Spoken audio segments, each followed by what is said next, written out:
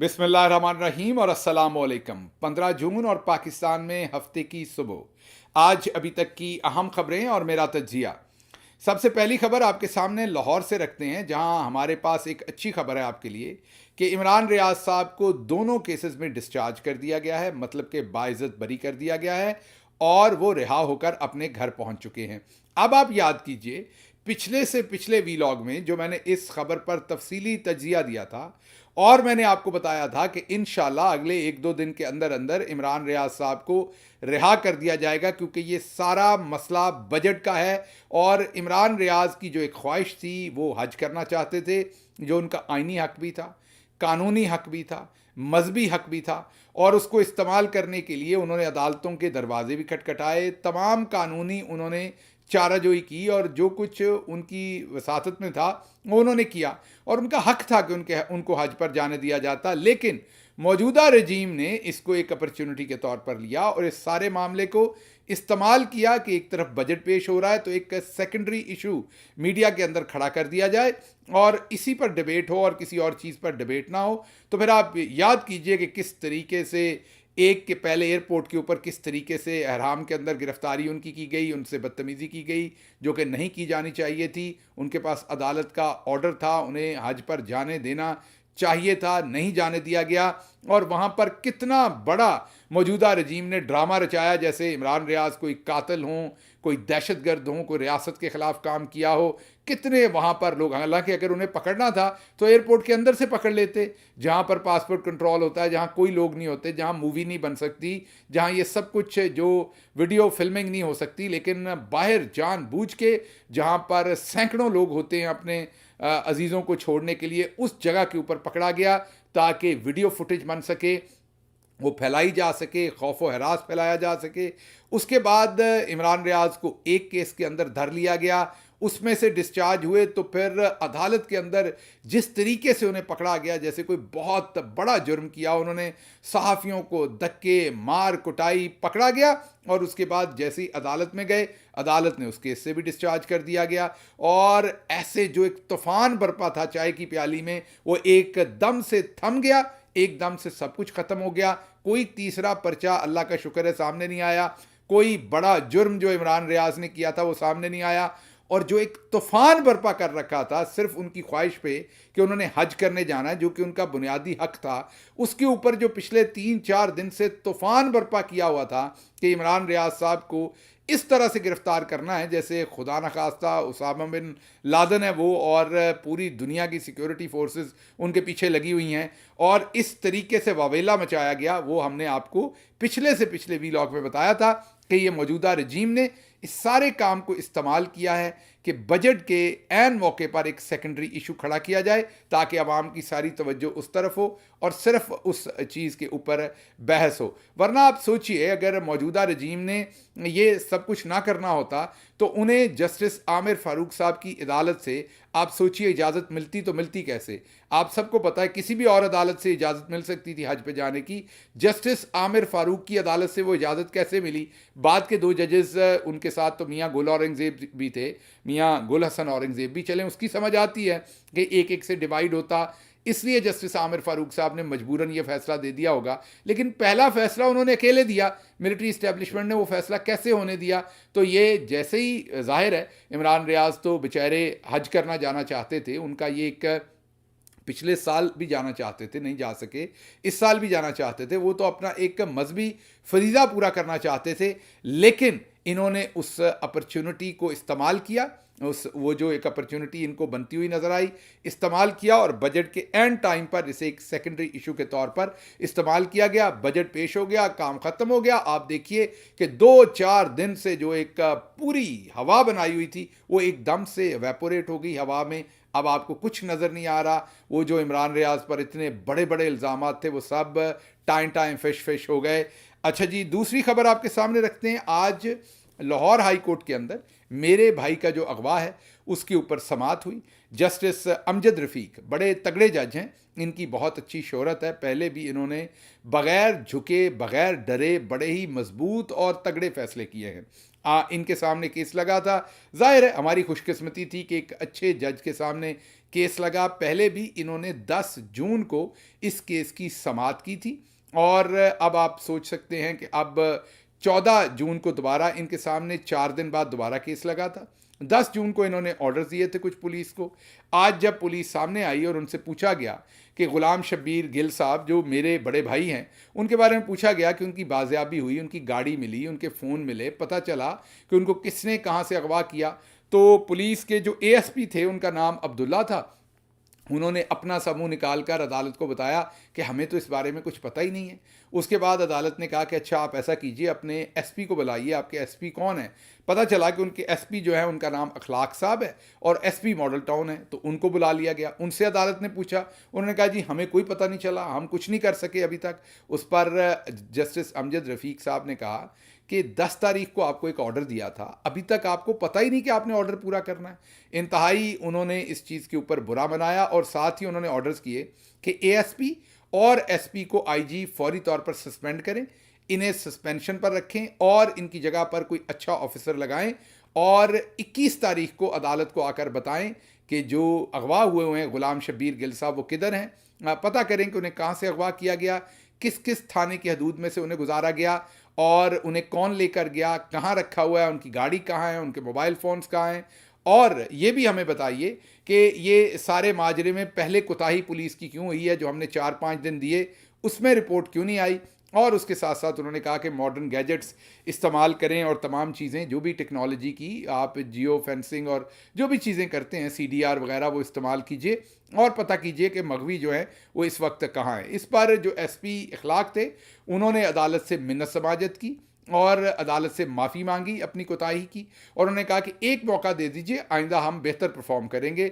अदालत ने उनकी माफ़ी तलाफ़ी पर जो उनके ऑर्डर्स थे सस्पेंशंस के उनको होल्ड कर लिया और उन्हें कहा कि ये एक आखिरी वार्निंग है, 21 तारीख तक परफॉर्मेंस दिखाएं तो आपको हम शाबाश देंगे, परफॉर्मेंस नहीं दिखाएंगे तो फिर आपके खिलाफ कार्रवाई होगी।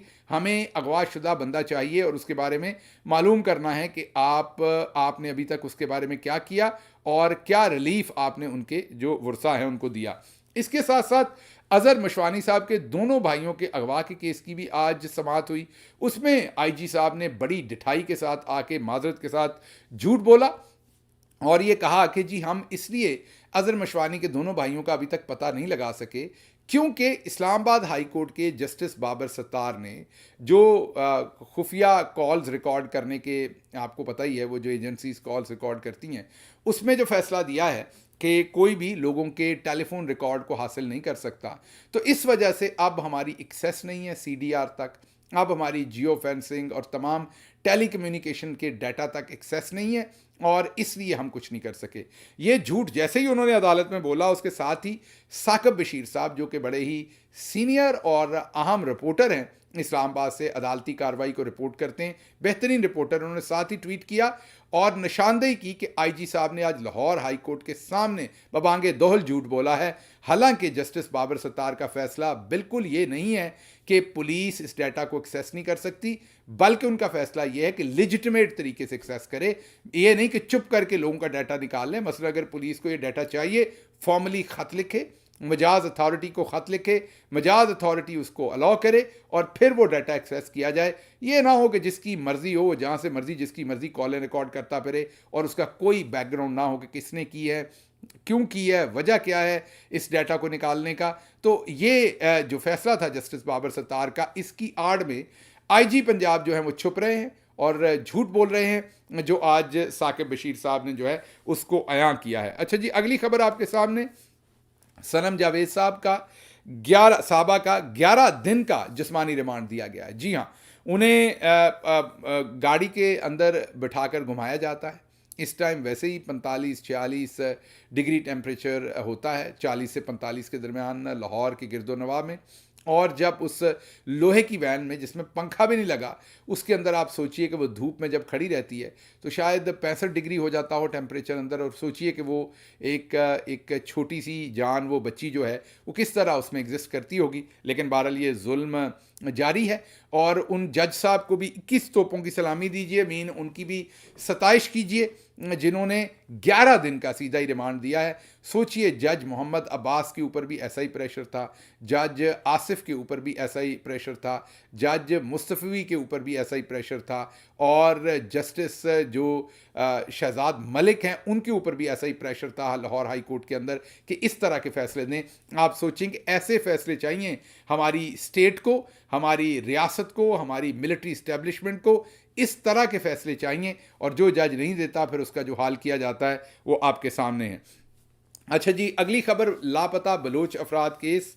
आज जस्टिस मोहसिन अख्तर कियानी साहब ने सुना और उसमें उन्होंने ऑब्जर्वेशन दी कि इंटेलिजेंस एजेंसीज़ को दोबारा सोचना पड़ेगा कि ये क्या हो रहा है। लोगों की इतनी इतनी लंबी आप अरसे तक उनको लापता रखते हैं, और अब तो आपने ज़्यादा लोगों को उठाना शुरू कर दिया, अब तो शॉर्ट टर्म में भी लापता रखना शुरू हो गए हैं। तो आपको जो हमने कहा था एक कमेटी बनाएं और लापता अफराद का मसला हल करें, तो उस पर आपने क्या किया? कोई जवाब नहीं था। उस पर आके हुकूमत ने ये कहा कि हमें ईद के बाद तक का वक्त दे दें, जिस पर जस्टिस मोहसिन अख्तर कियानी साहब ने कहा कि जिनको आपने अगवा किया हुआ है इन्होंने भी तो अपने प्यारों के साथ ईद करनी है, इसका आपने नहीं सोचा? कोई जवाब नहीं था उनके पास। बहरहाल उन्होंने इस पर सरजनिश भी की, सख्त ऑर्डर्स पास किए और कहा कि अगली पेशी के ऊपर मुझे रिपोर्ट चाहिए। इसके साथ साथ आपको पता होगा कि जम्मू कश्मीर लिबरेशन लीग के नायब सदर ख्वाजा खुर्शीद भी लापता है, उनकी बाजियाबी का केस भी जस्टिस मोहसिन अख्तर कियानी ने समाअत की, उसमें भी कोई खातर ख्वाह डेवलपमेंट नहीं हुई, कोई उनके अगवा के बारे में किसी ने ज़िम्मेदारी नहीं ली, वो प्रोड्यूस नहीं हुए। ये भी एक बदकिस्मत वहाँ पर डेवलपमेंट हो रही है कि अभी तक नहीं पता कि ख्वाजा खुर्शीद जो हैं वो कहाँ चले गए हैं, उनको किसने गिरफ़्तार किया। अब ये बलोच अफराद के लापता जो केस है इसको देखें, और इसके साथ जोड़कर जो कासिम सूरी साहब का ट्वीट है उसको देखें। कासिम सूरी साहब ने एक ट्वीट किया, ख्वाजा आसिफ ने कहा था कि महंगाई हो गई, इस वजह से जो दफ़ा का बजट है उसमें जो दफ़ा का बजट है, डिफेंस का बजट है, उसमें इजाफा करना ज़रूरी था। इसके ऊपर कासिम सूरी साहब ने एक ट्वीट किया कि क्या इस अब लोगों को, ज़्यादा लोगों को नंगा करना है, ज़्यादा लोगों के घरों में कैमरे लगाने हैं, ज़्यादा लोगों को नंगा करके उनके साथ ईंटें बांधनी हैं, इसलिए बजट ज़्यादा करने की ज़रूरत है। अब आप ज़रा इस ट्वीट को देखिए, क्या आपको लगता होगा कि कासिम सूरी ने यह बड़ी खुशी से ट्वीट किया है? क्या आपको लगता है कि ये ट्वीट मैंने वीलॉग में बड़ी खुशी से शामिल किया है? क्या आपको लगता है कि कासिम सूरी जैसा वफ़ादार और मुहिब वतन, क्योंकि मैं ज़ाती तौर पर कासिम सूरी को जानता हूँ, वो एक मुहिब वतन, वो ऐसा शख्स है कि जब बलूचिस्तान पूरे के अंदर आग लगी हुई थी और इंतहा पसंद जो थे वो बलूचिस्तान के अंदर आग और खून की खेल खेल रहे थे, तो कासिम सूरी जैसे नौजवान जो है वो पाकिस्तान का झंडा पकड़कर बाहर निकले हुए थे और पाकिस्तान जिंदाबाद के नारे लगा रहे थे। अगर आज वो इस तरह के ट्वीट कर रहे हैं, ये मेरे लिए भी तकलीफ़ की बात है, ये उनके लिए भी तकलीफ़ की बात है। ये ट्वीट मेरा नहीं ख्याल कि उन्होंने खुशी से किया होगा, और नॉर्मल हालात में ऐसा ट्वीट किया भी नहीं जाना चाहिए, मैं एग्री करता हूँ, और ऐसा ट्वीट वीलॉग में शामिल भी नहीं करना चाहिए, मैं एग्री करता हूँ, क्योंकि हमारी फ़ौज है, डिफेंस का अगर बजट ज़्यादा चाहिए तो कोई मसला नहीं, लेकिन आप ज़रा गौर कीजिए कि हालात कहाँ तक पहुँच गए हैं कि जिस अदारे के पीछे हम सबको खड़े होना चाहिए उसके बजट के बारे में अब ऐसे लोग जो मुहिब वतन हैं, जिनकी हुब्बुल वतनी पर कोई सवाल नहीं उठा सकता, वो भी अब इसके ऊपर सवाल कर रहे हैं, और वो बातें जो पहले हया में, शर्म में नहीं की जाती थी, वो बातें अब खुलकर पब्लिक में लोग कर रहे हैं। ये बहुत ही अफसोसनाक बात है। अच्छा जी, अगली खबर आपके सामने रखते हैं। मेरी बाजी मरियम नवाज़ कोई भी काम करें और उसमें ख़राबी ना करें, ये कैसे हो सकता है? आपको याद होगा कि हमने साहिवाल से आपको ख़बर दी थी कि साहिवाल में एक हॉस्पिटल के अंदर आग लगी और उसमें बच्चे जो है उनको बचा लिया गया। बाद में पता चला कि वो ख़बर गलत साबित हुई, क्योंकि बच्चे जो हैं उस टाइम तो उनको बचा लिया गया, लेकिन धुएँ का असर हुआ उन बच्चों के ऊपर और उनमें से कुछ बच्चों की अमवात हो गई। अब मरियम साहबा वहाँ गई, क्योंकि मरियम साहबा को तो टिकटॉक बनाना है, बजाय इसके कि इस चीज़ की इन्वेस्टिगेशन पहले होती, पता चलता कि क्यों वहाँ पर आग लगी और बुझाने के आलात क्यों नहीं थे। वो जाहिर है वो डॉक्टर की जिम्मेदारी तो नहीं है, डॉक्टर तो वहाँ पर अपनी ड्यूटी दे रहा है, उसने आग बुझाने के आले को तो बंदोबस्त नहीं करना है, तो पूरी दुनिया में डॉक्टर का काम नहीं है, ये तो मैनेजमेंट और एडमिनिस्ट्रेशन का काम है, ये तो उनकी जिम्मेदारी है। लेकिन मरियम साहबा ने क्या किया, क्योंकि पानी हमेशा नीचे को बहता है, कमज़ोर के ऊपर हमेशा सब कुछ किया जाता है, मरियम साहबा ने वहाँ दौरा किया साहिवाल का, और नंबर बनाने के लिए वहाँ खड़े खड़े ये नहीं कहा कि इन्वेस्टिगेशन हो और जिसकी जिम्मेदारी हो उसके ऊपर जिम्मेदारी फिक्स करें, बल्कि ऑर्डर्स पुलिस को ये किए कि डॉक्टर्स को गिरफ्तार कर लें जो उस दिन ड्यूटी के ऊपर थे। और पुलिस वाले भी वैसे ही बेवकूफ़, उन्होंने एमएस को भी गिरफ्तार कर लिया, डॉक्टर्स को भी गिरफ्तार कर लिया। हाल मैं ये नहीं कह रहा गिरफ्तारी नहीं होनी चाहिए, जाहिर है बच्चों की अमवात हुई, बहुत सीरियस मामला है, लेकिन जिसकी जिम्मेदारी उसको पकड़ना चाहिए ना। डॉक्टर तो बेचारा ट्रीटमेंट कर रहा है, अब अगर वहाँ आग लगी है तो डॉक्टर ने तो नहीं बुझाना, या आग का बुझाने का आला वहाँ डॉक्टर ने तो नहीं लगाना था, ये तो मैनेजमेंट का काम है।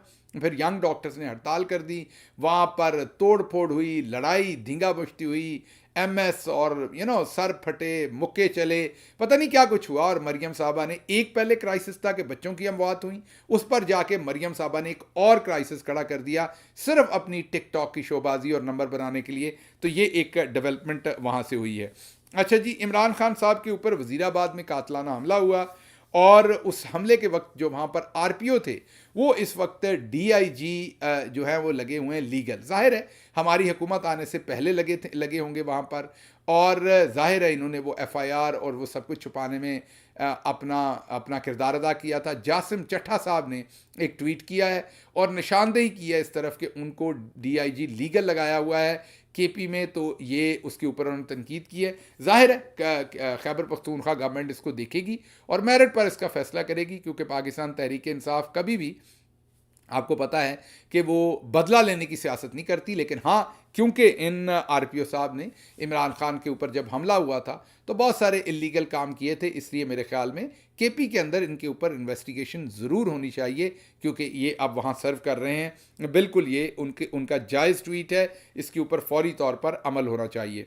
अच्छा जी, अगली खबर आपके सामने रखते हैं कि पाकिस्तान की तारीख में पहली मर्तबा किताबों पर टैक्स लगा है। ये नजम सेठी साहब की खबर है। अब हर चीज़ के ऊपर जनरल सेल्स टैक्स आ गया, यहाँ तक कि किताबें जो आज तक 70 साल की पाकिस्तान की वजूदगी में किसी ने किताबों के ऊपर सेल्स टैक्स या टैक्स नहीं लगाया था, क्योंकि वो तो पढ़ाई लिखाई के लिए है, तो इन्होंने 6% किताबों के ऊपर भी लगा दी। तो अब आप सोचिए कि गरीब आदमी जो पढ़ाई के लिए किताबें लेता था उसके वो भी जब जाएगा तो उसको भी 6% देना पड़ेगा, और ये भी कह रहे हैं कि अगले साल ये 6 नहीं 12% होगा। अब नजम सेठी साहब को शायद पता नहीं है कि किताबों पे टैक्स ना लगता तो और क्या टिकटॉक पे टैक्स लगता। अब टिकटॉक पे तो टैक्स लग नहीं सकता, क्योंकि हमारी बाजी टिकटॉक बनाती हैं। किताब उन्होंने ज़िंदगी में पढ़ी नहीं है, और आपको याद ही है कि उन्हें लिटरेचर में फ़िक्शन पसंद है और फ़िज़िक्स में उन्हें पता नहीं क्या पसंद है, मुझे नहीं याद नहीं कि वो क्या क्या कुछ कहती हैं। मुझे तो खुद नहीं याद कि वो किस की बात किस तरफ मिलाती हैं और कौन सी बात क्या कहती हैं। बहरहाल कहने की बात यह है कि किताब उन्होंने ज़िंदगी में कभी पढ़ी नहीं है, और टिकटॉक के ऊपर वो माहिर हैं।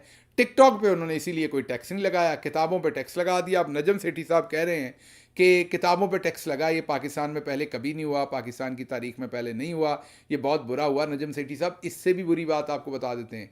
बाजी ने 3 करोड़ रुपए के अपनी गाड़ी के टायर डलवाए, बाजी ने 3 अरब रुपए का हेलीकॉप्टर खरीद रही हैं, लेकिन पंजाब टेक्स्ट बुक बोर्ड के बिल की अदायगी नहीं हुई, जिसकी वजह से पंजाब के जो सरकारी स्कूल हैं उनके बच्चों को अभी तक किताबें नहीं मिली, उन स्टूडेंट्स को। तो आप यहाँ टैक्स लगाने की बात कर रहे हैं, इस ख़ानदान का यूनिवर्सिटियों से भी कोई लेना देना नहीं, इसीलिए यूनिवर्सिटियों का बजट जो है 65 अरब से कम करके 28 अरब कर दिया। इस ख़ानदान का किताबों से लेना देना नहीं, इसलिए उन पर टैक्स लगा दिया गया। ना इनका कॉलेज यूनिवर्सिटी स्कूल से कोई लेना देना नहीं। टिकटॉक है वो चल रहा है और काम बन रहा है। मुझे दीजिए इसके साथ ही इजाज़त। अल्लाह आपका हामी और नासिर हो। पाकिस्तान जिंदाबाद।